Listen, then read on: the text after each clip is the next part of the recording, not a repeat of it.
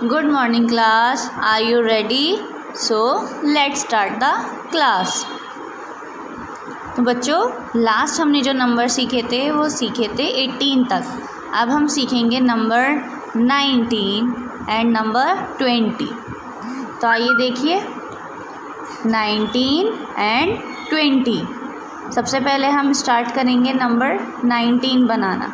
तो देखिए कैसे बनेगा. सबसे पहले हम 1 बनाएंगे, सभी को आता है बनाना. 1 के बाद 9. देखिए 9 बना दिया. 1 9 19. Repeat with me. 1 9 19. 1 के बाद 9. 1 9 19. 1 9 19. अब यहाँ पर हमें स्टार्स दे रखे हैं. इन स्टार्स को हम काउंट करेंगे और काउंट करने के बाद ये कितने स्टार्स हैं आप सभी बच्चे से काउंट करिए. काउंट करने के बाद हम देखेंगे कि ये स्टार्स 19 हैं.